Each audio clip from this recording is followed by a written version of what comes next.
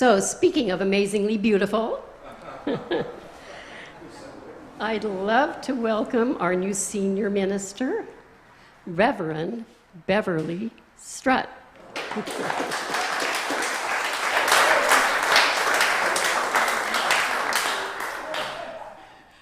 Oh my goodness, that sounds so formal, but thank you, Sandy, for that.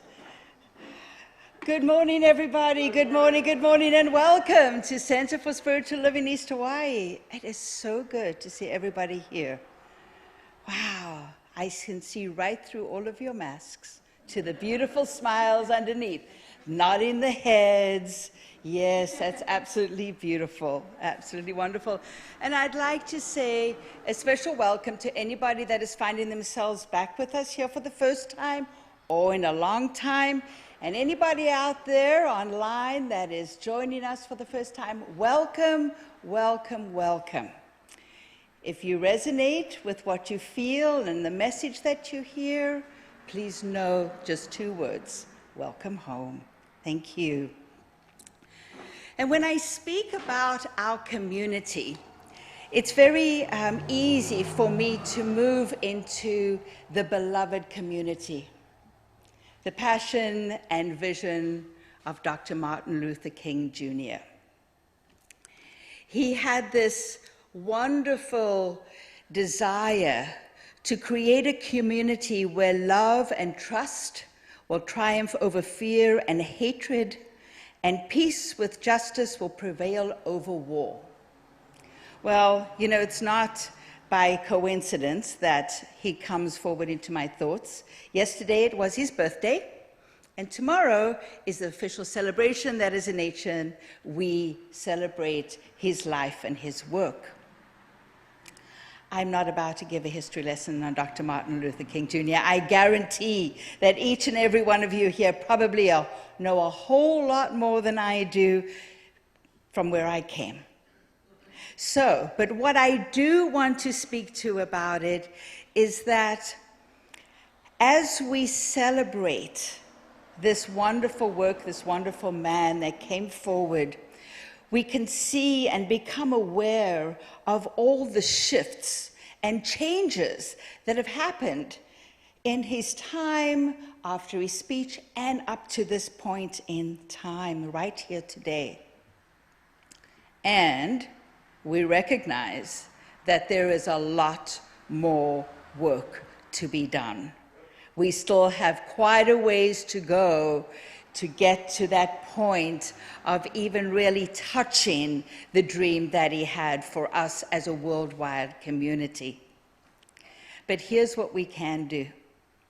As we do celebrate tomorrow individually, in any one of our ways that we do it, we can take time to bring some awareness to what we personally can do to assist, like Dennis said, assist that dream.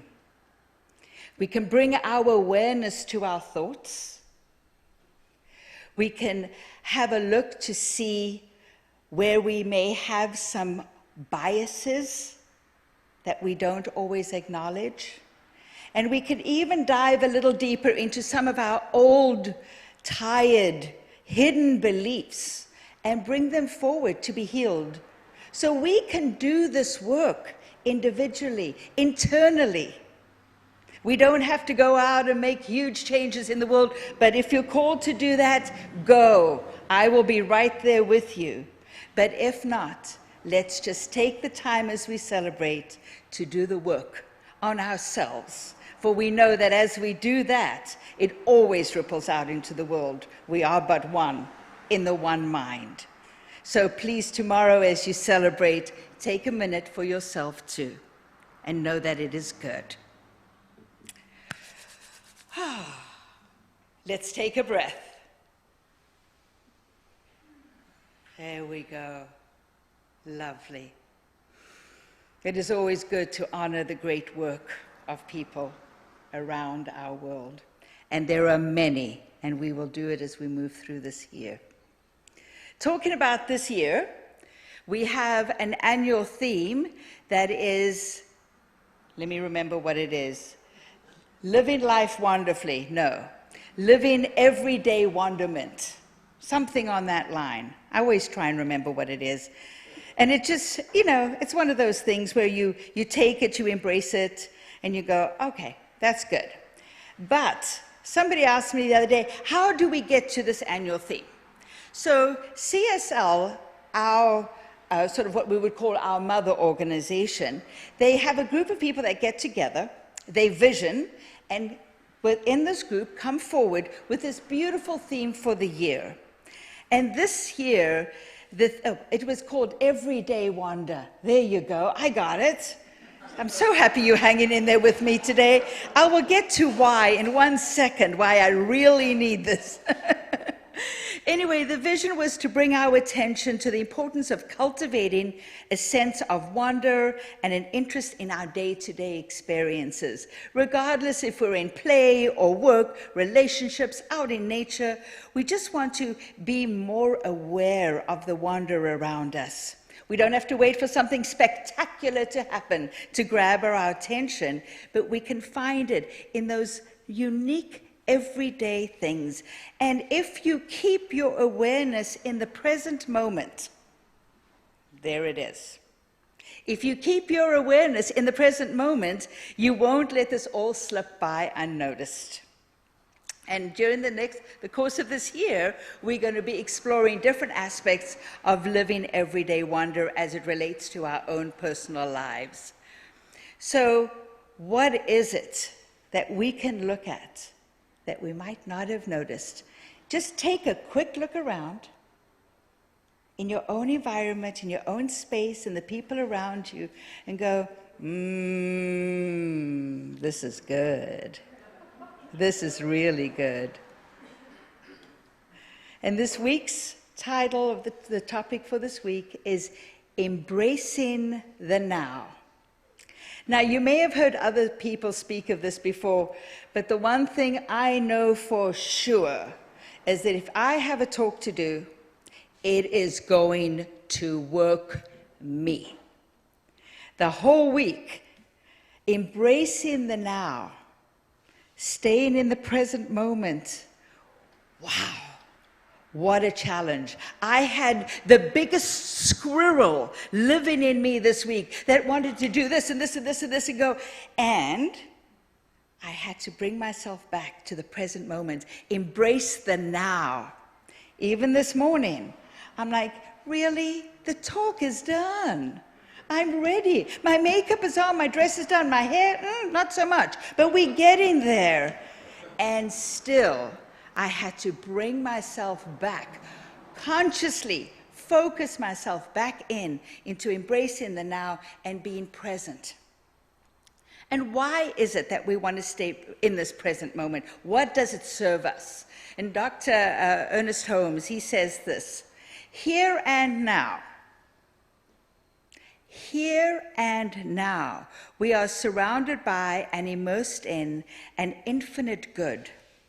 How much of this infinite good is ours? All of it. All of that infinite good is ours. But to actually have it, to use it, to participate in it, we must become aware of it. Awareness comes from being present. And all that good that we want is right here, right now. And now. And now. In that present moment. Who here loves to multitask? Yeah. My squirrel, my goodness, I think there are multiple personalities inside that squirrel, because that squirrel loves to multitask. Absolutely. But here's the thing, when we're multitasking, are we truly giving it our full attention? Which task is getting the full attention? Is it this task or is it this one? Because we're doing two, at least. Which one is getting the full attention? I don't think anyone is. Not any one of the tasks gets the full attention. If we want to be present, therein lies the gift. It just so happens to be called a present and a gift. We can understand that. It's a present. It's a present. In the present is the gift. From Paulo Coelho, who wrote The Alchemist, he says, "The secret is here in the present. If you pay attention to the present, you can improve upon it. And if you improve upon the present, what comes later will also be better." Isn't that the truth? If we really give something our full attention, it seems to just grow into something even more. If we give it half our attention, yeah, maybe it grows half. If we give it very little, it's probably going to stay pretty much the same as what it is. So somebody asked me, how do you know if you are present? How can you describe that feeling of knowing that you are present? Well, you know me, I'm a foodie. I'm a total foodie. So a lot of the stories I tell will be around food or the description of food or whatever it is. So here we go. I have this wonderful little restaurant that is in Hilo. I just absolutely adore. It's a little Korean restaurant.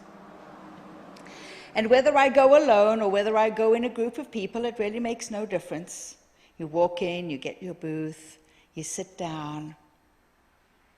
They take your order.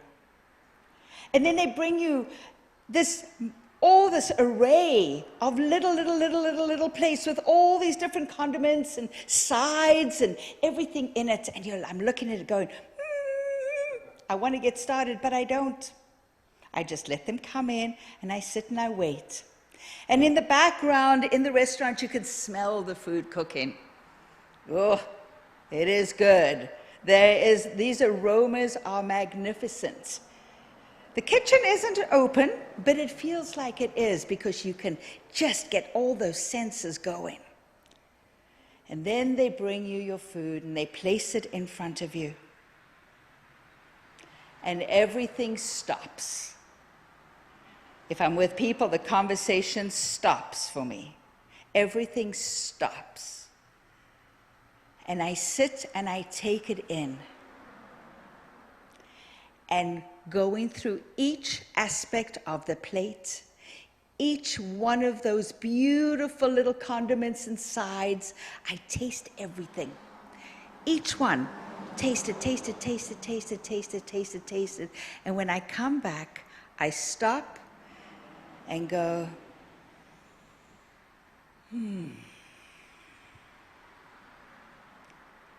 That is being in the present. That is it, in a nutshell, for me. And I think for most of you, I can see the nods. We've been there.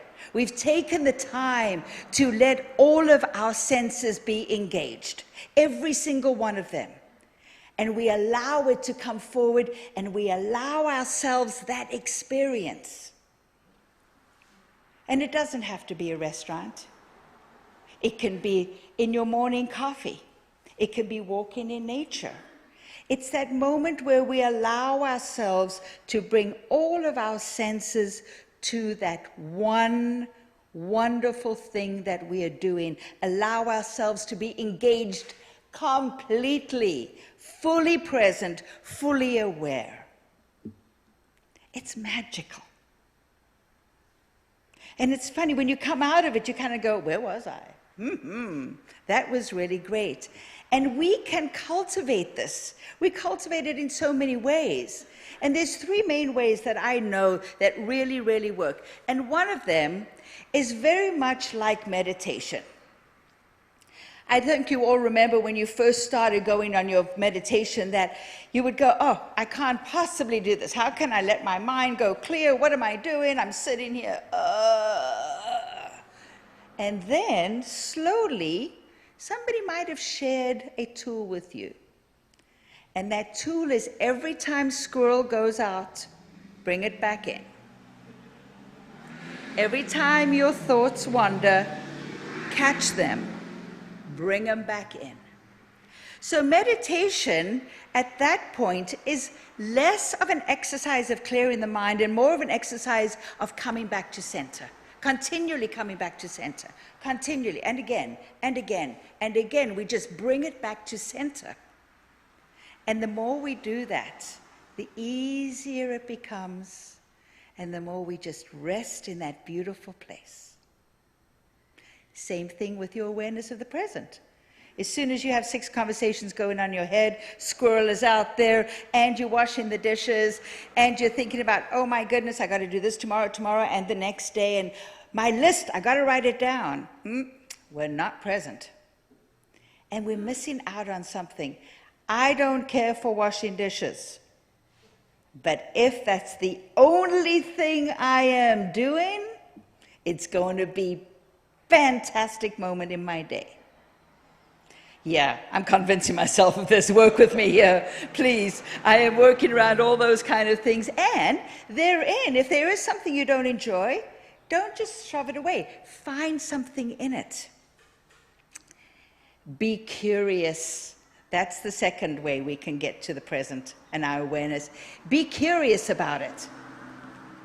Yeah, there's not a lot to be curious about washing the dishes, but we can watch the water. You can be part of it. But be curious. If there's something going on and you want to be in the present moment that's pulling you, stop, turn. Let's look at what is pulling us. Maybe there's something in there that we want to be a part of, something that's going to bring us that gift, something that's going to bring us back to the present. Let's give it that time. Be curious about it. Mary O'Malley says that curiosity is the art of bringing your attention and your immediate experience together. Bring your immediate experience and your attention. You would never possibly imagine that the two wouldn't be going together, but they're not. So in curiosity, bring them together. Be curious about your own experience in this wonderful moment. Even for right now, be curious about what you're feeling. Can you feel the breeze? Can you hear the cars? Can you hear my voice? These are all part of the experience. And if we focus just on that, we're right here receiving the gift. And then lastly, the third way of making ourselves present, or bringing ourselves present in our awareness, is conscious completion between tasks. Now, I'm sure you may have heard about this in a different way, but I had a minister that was very, very diligent about moving from one task to the next, one meeting, one situation, one thing. In each one of those situations, when she was done with it, she would stop, take a breath, maybe write down the last thing she needed to know about that specific meeting, and set an intention for her next task. And in that stopping, that moment, we let go of the strings that are holding us in this thing, and we set an intention for where we're moving into the next.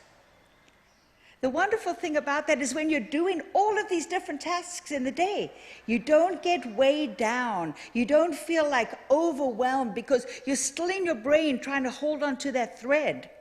You're still not quite sure what you're supposed to be doing here. So you're never quite completely present.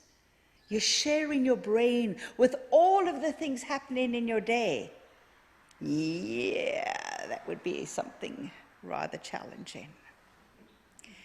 So one more time, when you're done with one task, even if it's in your calendar, especially if it's in your calendar and you know it's coming, stop, take a breath, feel completion with what you have done, set an intention for where you're going, and then move in that direction.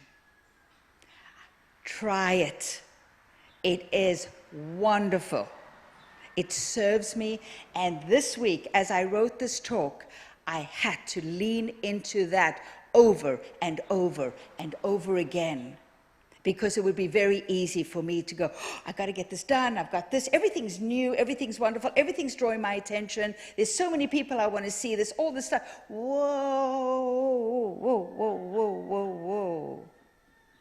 Let's just stop for this moment, take a breath, complete what we're doing before we move forward into our beautiful next experience.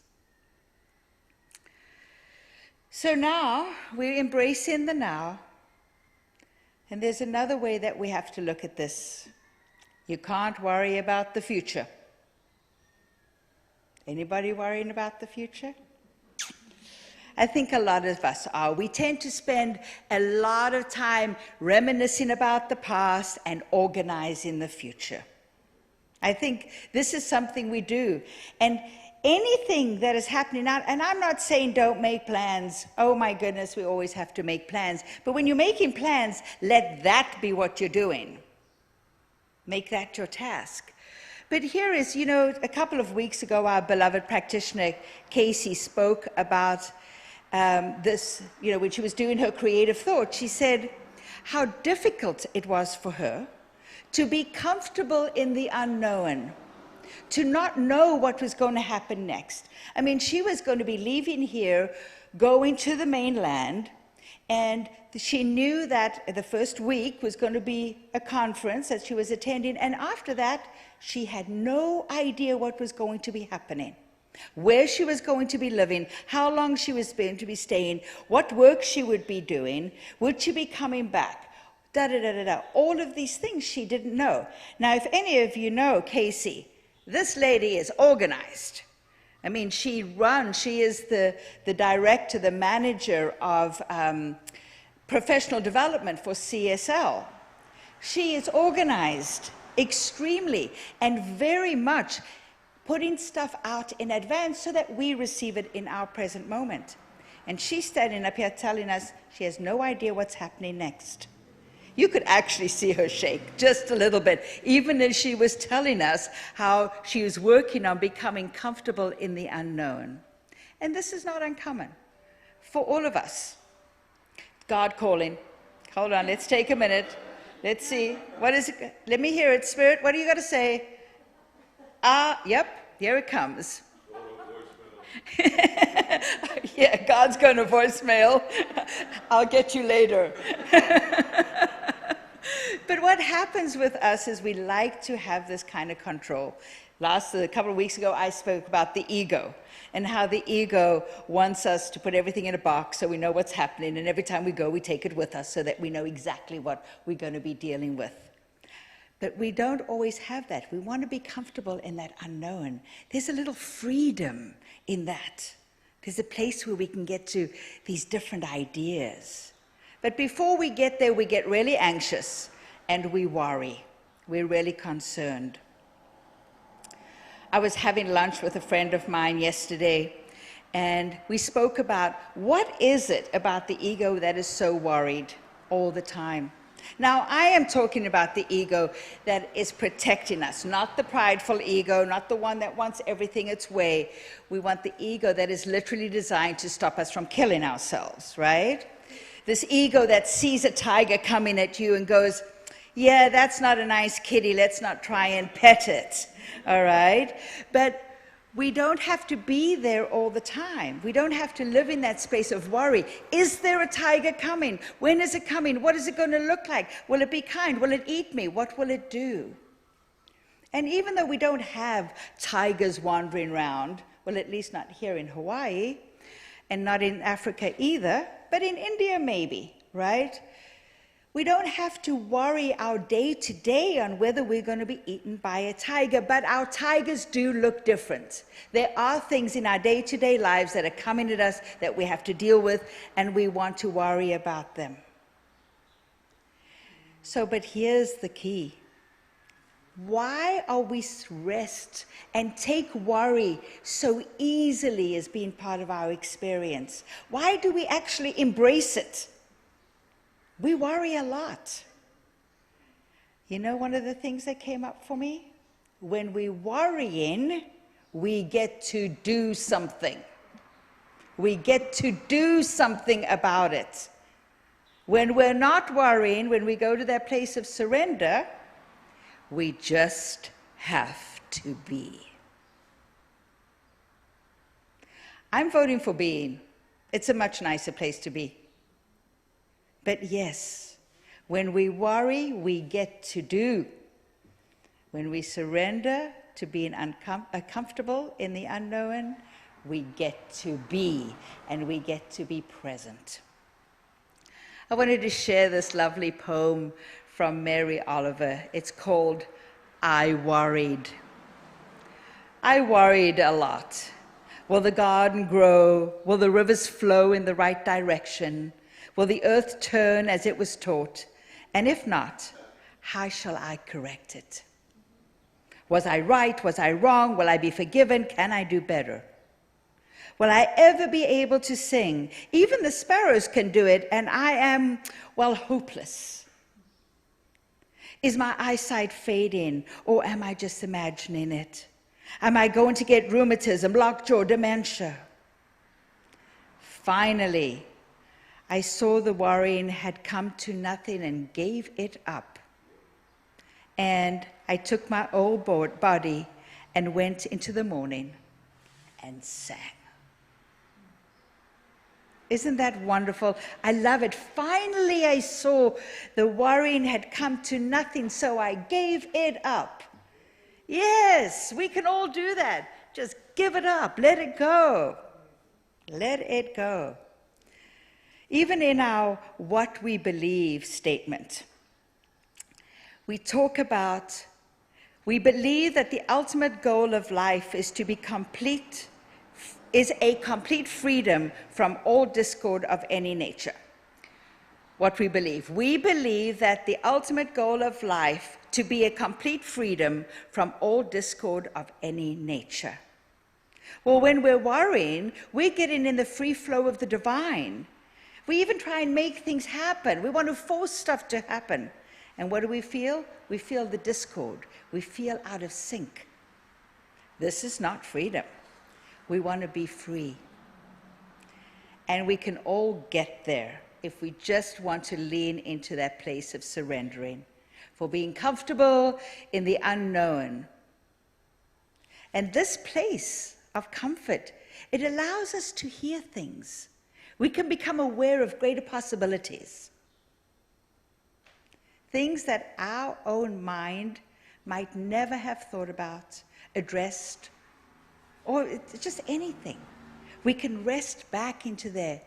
Stop planning, stop organizing, stop outlining the way everything should be. Stop fixing. Nothing is broken. Stop fixing the future.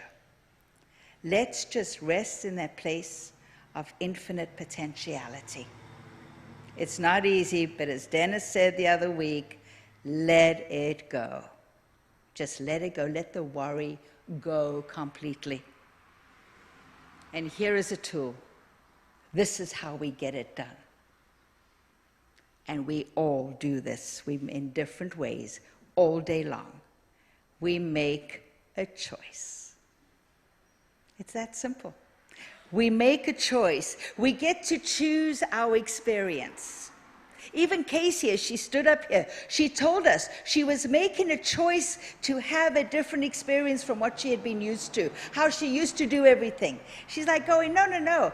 I know that I can't see what's going to happen, so I get to choose to walk through this experience differently. And when we make that choice, we find ourselves in a place we've never been before. And you know what? If you don't like it, you get to choose again. You don't have to get stuck in that one choice. We can choose again and again and again. So if you find yourself in a place you don't like, be it for the first time or the second time or something different, stop, take a breath, and choose again. So my invitation to you all for this coming week is this: make a different choice today. Just make a different choice. It could be a big choice. It could be a small choice. And keep choosing. Keep choosing so that you can choose the present moment. And don't let the wonderment of this everyday experience you're having fly by unnoticed. So in closing, I'd like to share with you from Eckhart Tolle, The Power of Now. As soon as you honor the present moment, all unhappiness and struggle dissolve, and life begins to flow with joy and ease. When you act out the present moment awareness, whatever you do becomes imbued with a sense of quality, care, and love, even the most simple action. And so it is.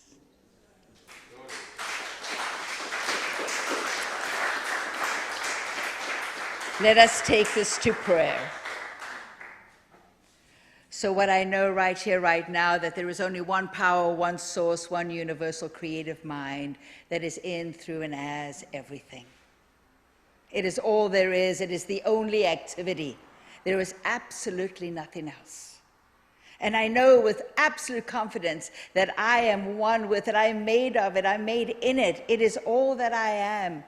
And I know for each and every person here, and each and every person, every expression of the divine, anywhere in the world, that this is the truth for them too. That they are this unique expression that Spirit is having its activity through.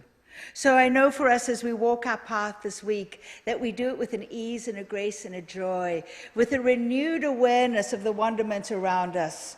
We see things that we've seen before and we go, oh, wow, that is beautiful. And we keep choosing something new. We rest in the wonderment of now. And as we move into the next experience, we get to recognize and choose more wonderment, more joy, more love, more of this experience of life that we would love to have. And we can love it and enjoy it even more by resting in this present moment, right here, right now. It is perfect, it is whole, it is complete. There's nothing lacking, there's nothing to be fixed. It is perfect. So please claim this for with me as we can say this in total confidence that this is the truth. And so it is. Thank you.